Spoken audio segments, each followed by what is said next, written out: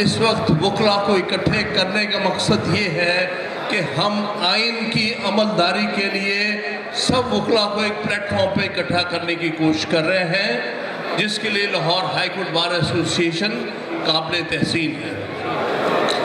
اسی حوالے سے شاہ جمیل صاحب جو بھی آپ کے سامنے موجود تھے، ان کو بھی میں ویلکم کرتا ہوں کہ انہوں نے بہت بڑی جرأت کا مظاہرہ کیا ہے، اور اس وقت کے مشکل حالات میں، اس وقت جو ملک کے اندر ظلم اور جبر ہو رہا ہے، ان حالات میں انہوں نے اپنی آواز بلند کی ہے۔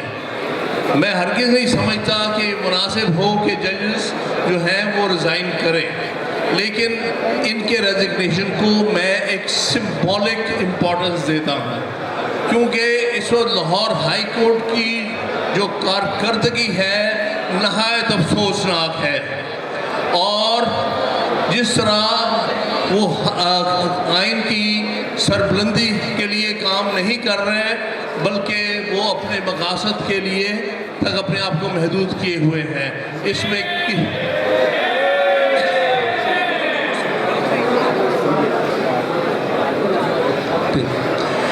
اسی طرح میں سمجھتا ہوں کہ یہ پروٹیسٹ جو انہوں نے کیا ہے یہ قابل تحسین ہے۔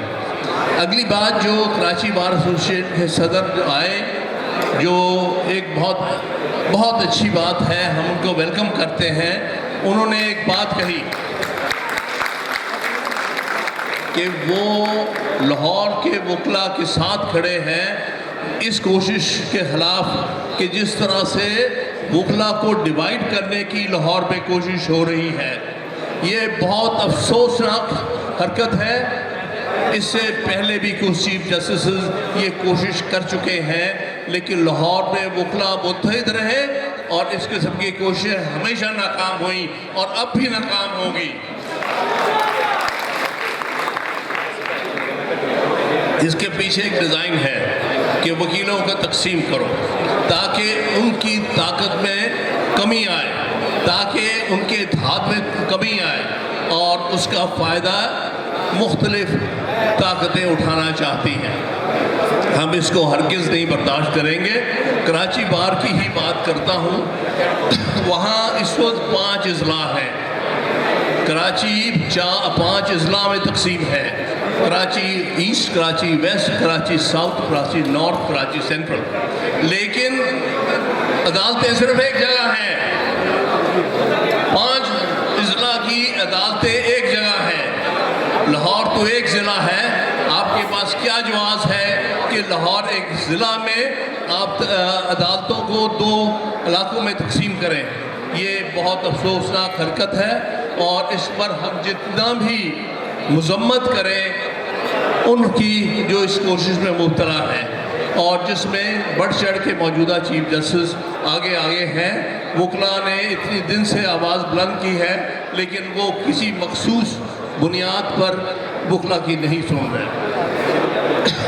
اب میں آتا ہوں جو اس وقت ملک میں آئین کے ساتھ کھلواڑ ہو رہا ہے۔ اس وقت ملک ایک بہت مشکل مرحلے سے گزر رہا ہے، آپ سب جانتے ہیں۔ اس وقت ملک کو 2 حصوں میں تقسیم کر دیا گیا ہے، ایک طرف ظالم ہے اور دوسری طرف مظلوم ہے۔ ظالم کون ہے؟ جو آئین کا کھلواڑ کر رہے ہیں، جو رول آف لا ختم کر رہے ہیں، جو کہ لوگوں کے دیے ہوئے مینڈیٹ کو چرا رہے ہیں، جنہوں نے قوم کی آواز کو دبانے کی کوشش کی ہے اور اپنی مرضی کے ریزلٹس بنا رہے ہیں۔ 8 فروری کو ایک اور صورتحال تھی، اور 9 کو جو دوسری صورتحال پیدا کی، یہ بڑی افسوسناک ہے۔ اس لیے وکلا ہمیشہ اس قسم کی ناانصافی، زیادتی، ظلم کے خلاف آواز بلند کرتے رہے ہیں، اور میں توقع کروں گا کہ وکلا اس معاملے میں یونائٹ ہو کر اس آئین کے ساتھ جو اس کو زیادتی ہو رہی ہے اس کو روکیں گے، کیونکہ اگر آئین نہیں تو ہمارا بھی جواز کوئی نہیں۔ ہم وکلا کا کوئی جواز نہیں اگر ملک میں آئین نہ ہو، آئین کی حکمرانی نہ ہو اور قانون کی حکمرانی نہ ہو. لہٰذا یہ وہ اسپیکٹس ہیں جس پر ہم ہمیشہ متحد رہے ہیں اور رہنا ہے. اس لیے ہمیں اس بات کی پرواہ نہیں کرتی کہ یہ اس ظلم کا حصہ جج ہے، اس ظلم کا حصہ سیاسی طاقتیں ہیں، اس ظلم کا حصہ اسٹیبلشمنٹ ہے. ہم نے ہر ایک کے سامنے ریزسٹ کرنا ہے، ہم نے ریزسٹنس دینی ہے، کیونکہ آئین کی سربلندی اگر ہم چاہتے ہیں تو ہم ہر اس طاقت کے خلاف کھڑے ہوں گے جو آئین پر کمپرومائز کرے گی اور آئین کو اس کی اہمیت سے الگ کرے گی. کیونکہ اس وقت جو ظلم ہو رہا ہے اور جو ظالم لوگ ہیں وہ اس آئین کی سربلندی، آئین پر عملداری کو روکنے کی کوشش کر رہے ہیں. بے شک قوم پر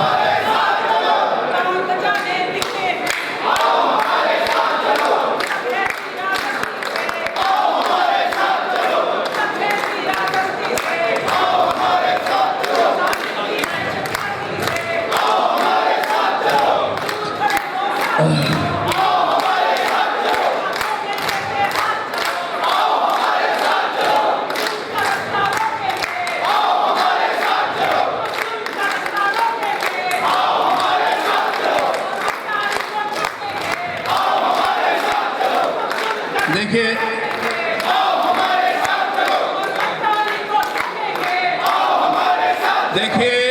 میں آپ کو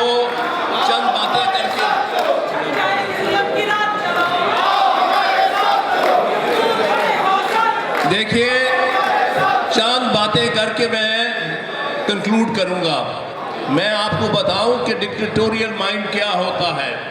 جب ضیاء الحق کا زمانہ تھا اس زمانے میں ضیاء الحق اٹھاتا تھا اور کہتا ہے کہ آئین کیا ہے؟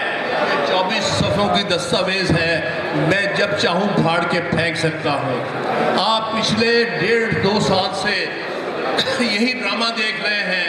یہاں مختلف طاقتیں سمجھتی ہیں کہ آئین کی کوئی حیثیت نہیں ہے، کوئی اہمیت نہیں ہے، جب چاہے ہم پھاڑ کر پھینک سکتے ہیں.